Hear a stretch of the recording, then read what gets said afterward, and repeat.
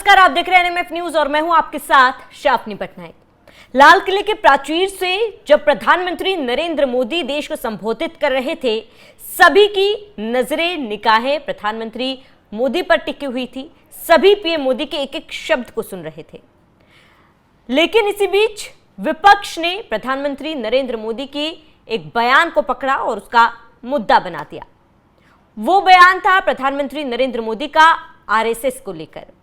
PM Modi ने लाल किले के प्राचीर से आरएसएस की तारीफ की। आरएसएस की तरफ से जन कल्याण के लिए जो काम किए जा रहे उसकी तारीफ की, क्योंकि जल्द ही आरएसएस को 100 साल पूरे हो रहे हैं।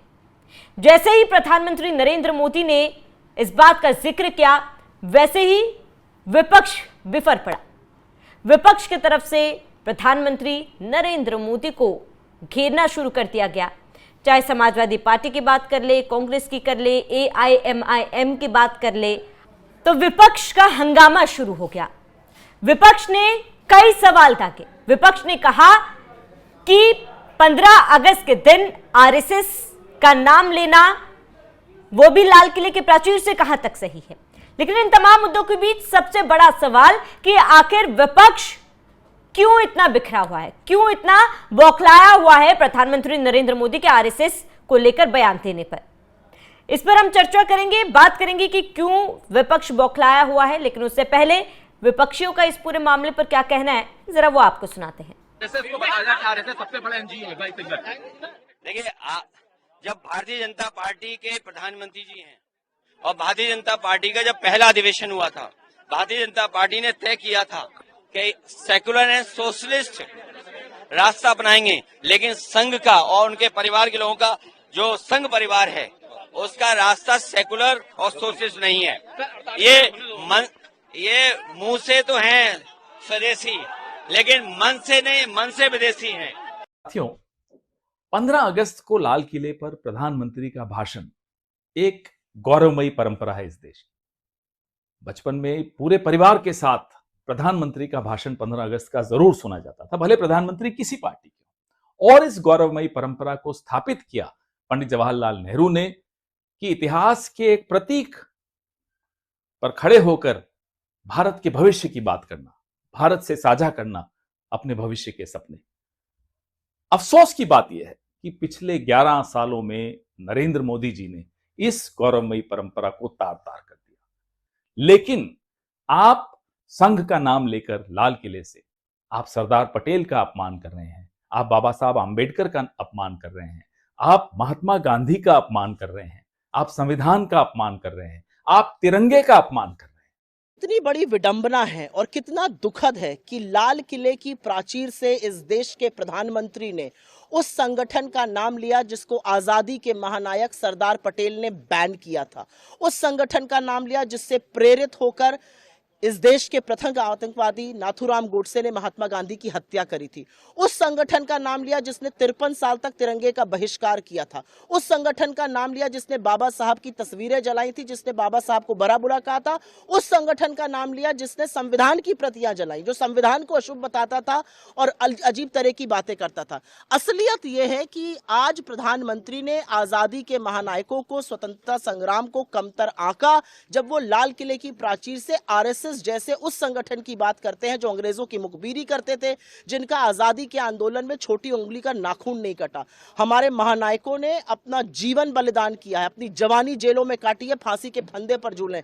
तो विपक्ष के एक एक नेताओं का बयान सुना आपने। ये तो महज कुछ ही नेता हैं। ऐसे एआईएमआईएम अध्यक्ष असदुद्दीन ओवैसी ने भी इस पर अपना गुस्सा जाहिर किया है। कई अन्य नेताओं ने भी इस पर जो है गुस्सा जाहिर किया है, इसका विरोध किया है। लेकिन बड़ा सवाल यहाँ पर आता है कि आखिर इतनी मिर्ची कांग्रेस को क्यों लग रही है, कांग्रेस को इतनी ज्यादा दिक्कत क्यों हो रही है। इस पर बीजेपी की तरफ से भी पलटवार किया गया। उन्होंने कहा कि कांग्रेस नासमझ हो चुकी है। बीजेपी नेता रविशंकर प्रसाद ने भी ये कहा कि कांग्रेस ये समझ ही नहीं पा रही कि क्या सही है क्या गलत है। कांग्रेस आरएसएस के समर्पण को भूल चुकी है, कांग्रेस आरएसएस के योगदान को भूल चुकी है। कांग्रेस एक ऐसा संघ है जो जनसेवा के लिए लगातार जो है कदम उठाए जा रहे हैं, लगातार जनता की सेवा में लगे हुए, उन पर सवाल उठा रही है कांग्रेस। और इसके साथ ही आपको बता दें कि आरएसएस की तरफ से भी बयान सामने आया। आरएसएस ने कहा कि कांग्रेस केवल राजनीति करने के लिए राजनीति कर रही है, विपक्षियों के पास मुद्दा खत्म हो चुका है, इसलिए आरएसएस बीजेपी का मुद्दा उठा रही है। आरएसएस के एक बड़े कार्यकर्ता राम माधव का भी बयान सामने आया। उन्होंने कहा कि विपक्ष मुद्दा विहीन हो चुके हैं और इसी वजह से वो इस तरीके के हथकंडे अपना रही है। तो ये तो बयानबाजी का दौर था, लेकिन सबसे बड़ी बात, सबसे बड़ा सवाल ये कि आखिर पीएम मोदी ने अगर बयान आरएसएस को लेकर दे भी दिया तो कांग्रेस को दिक्कत क्यों? दिक्कत इसीलिए क्योंकि कांग्रेस को अब लगता है कि आरएसएस और बीजेपी के बीच सब कुछ ठीक हो चुका है। जिस मनमुटाव को, मतभेद को लेकर लगातार विपक्षी मुद्दा बनाती आ रही है कि कांग्रेस की तरफ से यह मुद्दा बनाया जा रहा है कि बीजेपी आरएसएस के बीच सब कुछ ठीक नहीं है, फिलहाल दोनों के बीच गड़बड़ी चल रही है। लेकिन इस बयान के बाद से ये साफ स्पष्ट हो चुका है, बीजेपी आरएसएस के बीच सब कुछ ठीक है और इसी से कहीं ना कहीं विपक्ष को दिक्कत हो रही है।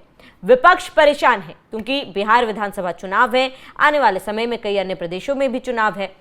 ऐसे में अगर बीजेपी और आरएसएस एकजुट हो जाती है तो विपक्ष को भी पता है कि इसका खामियाजा विपक्ष को उठाना पड़ेगा, इसीलिए वो एक नैरेटिव या एजेंडा सेट कर रही है। लगातार एक बेतुकी बातों को मुद्दा बनाकर विपक्ष जो है अपने एजेंडा को सेट करना चाहती है, लेकिन विपक्ष क्या अपने एजेंडे पर कामयाब हो पाएगी, ये एक बहुत बड़ा सवाल है।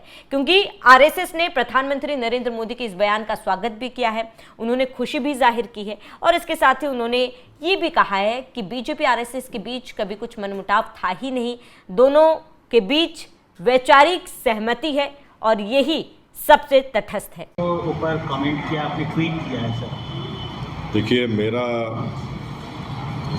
मेरी राय ये है कि हर प्रधानमंत्री देश का 15 अगस्त के दिन लाल किले से मुल्क की आवाम को, जनता को अपने भाषण के ज़रिए ये बताती है कि उनकी सरकार ने क्या किया या क्या करने वाले हैं, एक रिवायत रही है।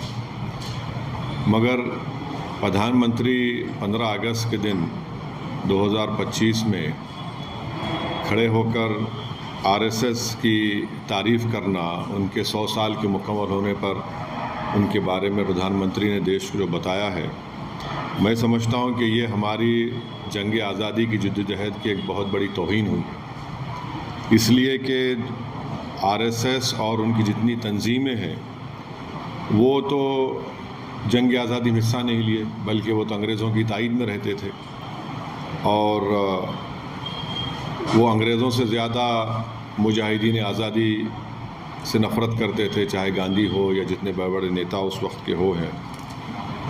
तो मेरा मानना यह है कि आरएसएस हमेशा से 1925 से लेकर अब तक और मुस्तक़बिल में भी वो इंक्लूसिव नेशनलिज़म की मुखालिफत करती रही। जो यही इंक्लूसिव नेशनलिज़म जो हमारे बुज़ुर्ग गुज़रे हैं, जो हमारे मुजाहिदीन आज़ादी गुज़रे हैं, उन्होंने इसी बुनियाद पर इस देश को आज़ाद करवाया अंग्रेज़ों की ग़ुलामी से। और जो हिंदुत्व की आइडियोलॉजी है वो हमारे भारत के संविधान के बिल्कुल ख़िलाफ़ है, बिल्कुल ख़िलाफ़ है।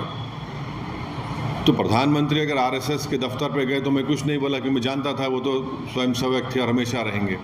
मगर जब आप प्रधानमंत्री के तौर पर ये कह रहे हैं और इस तरह की बात कर रहे हैं, जो संघ परिवार इस मुल्क में हेटरेट को फैलाती है, डिवीज़न होता है, तो ये तो प्रधानमंत्री उनकी तायीद कर रहे हैं। आप हम देख लीजिए कि नॉन कोऑपरेशन मूवमेंट है, सत्याग्रह जो होती थी 1920 और 40 में, रोलेट एक्ट के ख़िलाफ़ जो एजिटेशन होता था, सिविल डिसोबीडियंस या क्विट इंडिया मूवमेंट था, या नेवल म्यूटिनी इन मुंबई थी, इसमें क्या आरएसएस नज़र आती है क्या आपको? फिर आप देख लीजिए, मैं ये क्यों कह रहा हूँ, आरएसएस का जो प्रार्थना है, वो प्रार्थना में क्या लिखा गया है बताइए आप? क्या वो प्रार्थना इंक्लूसिव है? फिर आरएसएस का जो शपथ है उसमें तो सिर्फ एक ही समुदाय के रिलीजन, उनके सोसाइटी, कल्चर की बात होती है। और फिर आप अगर हिस्ट्री में जाएंगे तो जब अंग्रेज़ों ने ये फैसला लिया कि कोई भी ऑर्गेनाइजेशन मिलिट्री ड्रिल यूनिफॉर्म पहन के नहीं करेगी, तो फ़ौरन 29 अप्रैल 1943 को गोलवालकर ने एक सर्कुलर लिख दिया कि हम अपने इनका जो यूनिफॉर्म निकाल रहे हैं, जबकि उस वक्त जो अंग्रेज़ बोलते थे उसके अपोजिट में देश करता था। आपने किया वो। एक और बात आपको जानकर